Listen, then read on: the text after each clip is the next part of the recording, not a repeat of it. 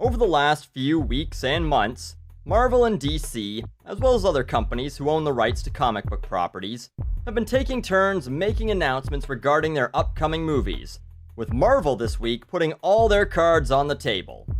I'm gonna ignore DC for now because I don't really give a shit about them and Marvel will prove my point, but as of right now, there are over 20 movies and TV series based on Marvel characters that are scheduled to be released between now and 2020. I'm gonna list them all for you, and if YouTube gave achievements for patiently sitting through things, you'd get one for making it through this list without closing it.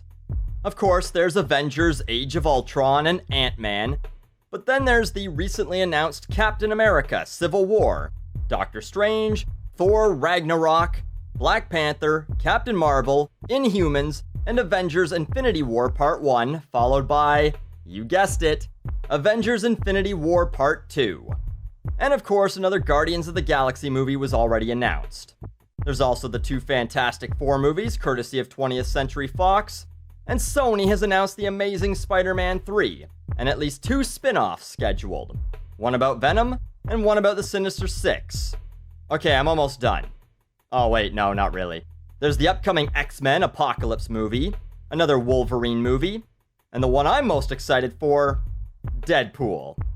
That's 19 films confirmed.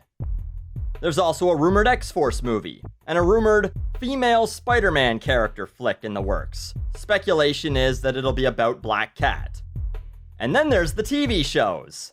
Netflix has 4 series scheduled, one each for Daredevil, Iron Fist, Luke Cage, and Cage's wife, Jessica Jones, with all of these leading into them teaming up in a Defenders miniseries.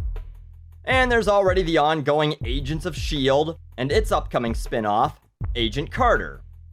Let's take out all the rumored ones and add back in all the Marvel superhero films since 2010. And you have 40 movies or TV shows based on Marvel comics this decade.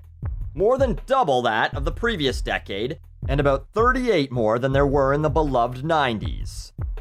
One might say, it only averages out to 4 things a year. As a fan of superheroes, I say bring them on and give me even more. Those are the super nerds. Now, I fucking love comic books, and even I think this is insane.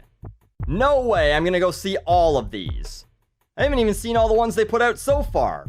And I don't watch Agents of S.H.I.E.L.D. because I don't care what superheroes' friends do when the actual comic book characters aren't around. I'm fucking burned out from listing all these fucking things for you.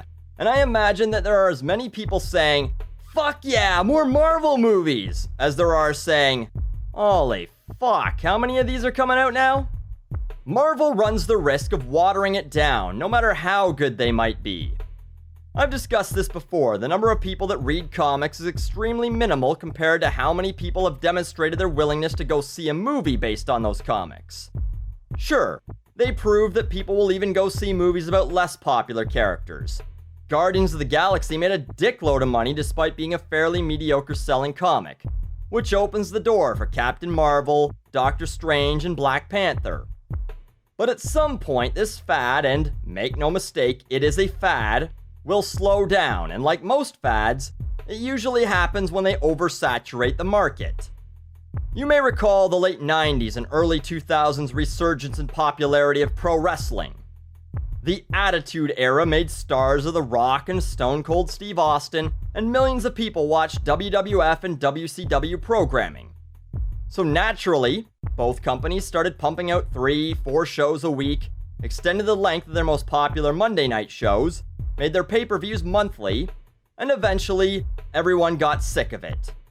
The UFC, they're having the same problem now. Too many shows, so people are just saying fuck it. And funny enough, Marvel and DC already did it to themselves in the 90s, creating about 5 different Spider-Man comics, Superman every week. The X-Men and related characters had about 8 different spin-offs. People said, this is too much, I can't keep up with it, so it's better to not bother trying than waste my money and only get a part of it. And comic book sales took a nosedive. That's definitely a risk that Marvel runs if many of these are all going to be part of one shared universe, where something happening in one affects the other. People will say, well, I don't really care about Guardians of the Galaxy, so if I have to watch it to get the next Avengers movie, I'd rather just not watch any of them. There's a reason why people will go see the movies but not read the comics. Because they're not like the comics. It's just the appropriate level of geeky. It's Big Bang Theory nerdy, it's avant dork, trendy geeky. The movies are separate from the comics, and they were separate from themselves. You could watch Iron Man and not give a shit about Thor or Captain America.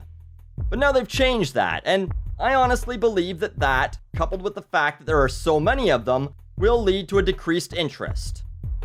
Maybe not right away, and let's face it, even if any of these movies only make half of what Guardians of the Galaxy made, that's still over $370 million, which would still put it in the list of the top 20 grossing films in most years, so I don't think they give a shit if a few people get sick of them. So I hope you like these things, cause there's more coming. Hey, maybe we'll see a Micronauts movie, or a Moon Knight TV show. Ooh, or how about a Power Pack miniseries? Hell, maybe if the Doctor Strange movie makes a few bucks, his manservant Wong will get his own spin-off. This time, evil has messed with the Wong sidekick. Wong, Summer 2020.